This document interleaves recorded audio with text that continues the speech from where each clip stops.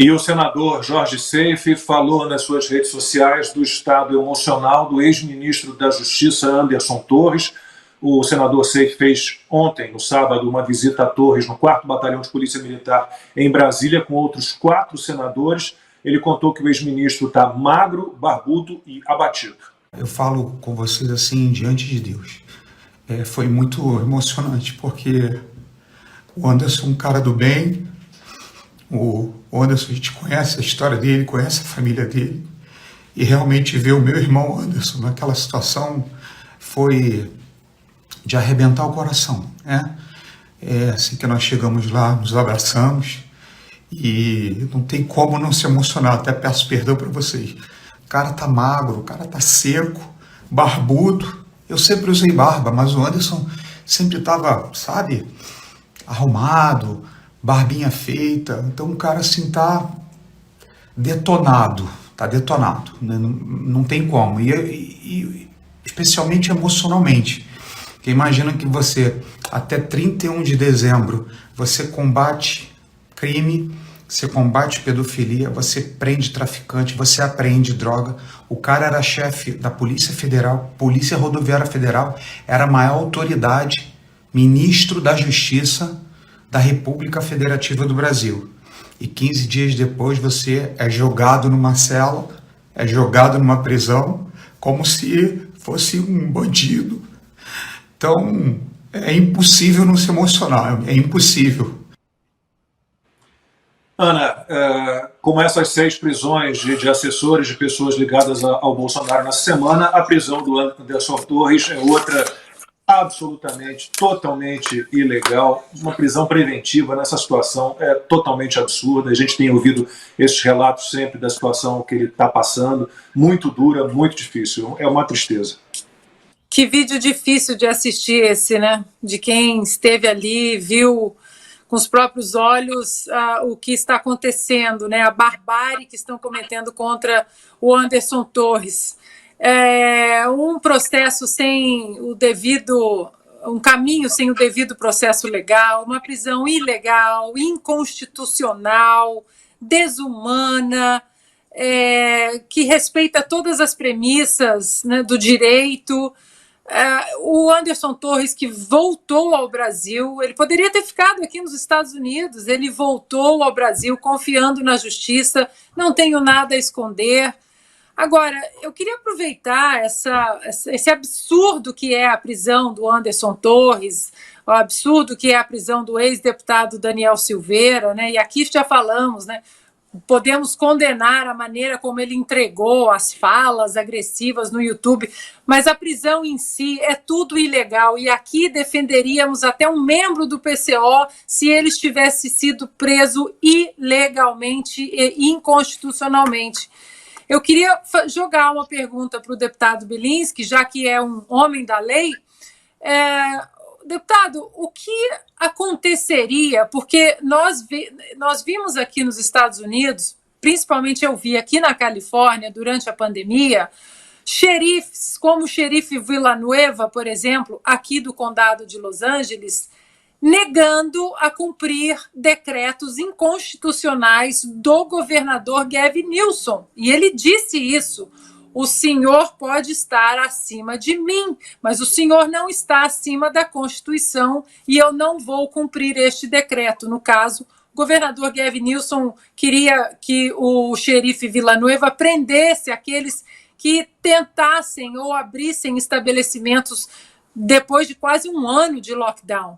E o xerife Villanueva disse: não vou fazer isso, não vou simplesmente armar todas as minhas forças policiais para prender gente inocente, gente que está tentando trabalhar, sobreviver e deixar os bandidos à solta. Nesse caso do Brasil, deputado, com tanta barbaridade, tanta prisão ilegal, inconstitucional, o que aconteceria se algum policial ou algum delegado de Polícia Federal, enfim, aquele que chegou ali para prender, eu não diria nem que cometesse uma desobediência civil, mas que protegesse a Constituição e se negasse a cometer uma prisão ilegal? O que aconteceria, deputado? o governo do PT, ele já trabalhou muito tempo para fazer a articulação política em torno da Polícia Federal. A gente não pode esquecer que os 4 anos de governo Bolsonaro foram massacrados por acusar o presidente de forma totalmente incorreta de interferência na Polícia Federal. Todo mundo aqui vai lembrar de como a mídia atacava o presidente dizendo que ele estava interferindo no trabalho da Polícia Federal. Veja, os anos do governo Bolsonaro à frente da Polícia Federal, que é a Polícia Judiciária da União, que é responsável pela repressão de uma série de crimes que são específicos, são interestaduais, crimes de tráfico de entorpecentes, crimes praticados pelas redes sociais e pela internet, como foi citado aqui, a pedofilia. Esse trabalho, durante o governo Bolsonaro, foi um trabalho de polícia de Estado. Qual que é a diferença de polícia de Estado para polícia de governo? A polícia de Estado é aquela que cumpre a função constitucional. Ponto.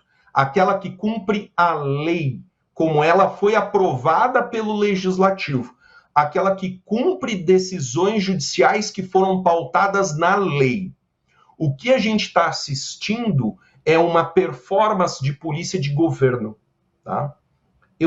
Ana, eu sempre penso muito nisso, sabe? Eu sou professor de cursinho, eu dei aula para muita gente que hoje é policial, hoje é delegado de polícia, encontrei um na sexta-feira, foi meu aluno e hoje é delegado de polícia. Vocês não podem esquecer quem foi que pregou Jesus na cruz. Vocês podem falar, porque foi uma decisão, porque não sei o quê, mas o cara que colocou a mão era um policial, era um soldado. Esse é o ponto. Então, existe sim um homem na ponta de todas essas decisões. E esse homem tem que ser um homem de polícia de Estado e não polícia de governo. Só que essa é a estratégia do PT. A estratégia do PT é transformar todas as instituições que deveriam trabalhar pelo bem comum, pelo bem da população, em instituições que trabalham pelo projeto de poder. O que o governo PT faz é infiltrar essas instituições que eram livres, por concurso, né? O cara estuda, rala, se sacrifica para alcançar o cargo, mas ele infiltra essas instituições e ele impõe um projeto de poder, ele utiliza, ele se apropria da Polícia Federal e utiliza ela como um mecanismo político, tá? Isso não é permitido, isso não pode ser realizado. É o principal passo que a gente tem no sentido da ditadura, é você enxergar as instituições sendo utilizadas para um projeto de poder e não para um projeto de governo. Não é para o bem da população. Não está lá prendendo traficante, prendendo ladrão, apreendendo droga. Ela está lá cumprindo com o objetivo do governo. Novamente, se queriam o cartão de vacinação do presidente, poderia fazer o inquérito policial, faz a apresentação do documento, faz a perícia em cima do documento. Se o Anderson Torres merece ser investigado, ele vai ser investigado. Mas qual que é o critério para você manter essa prisão preventiva? Qual que é o critério para você manter ele nessa situação de tortura? O homem perdeu peso, o homem está em depressão, está longe da família.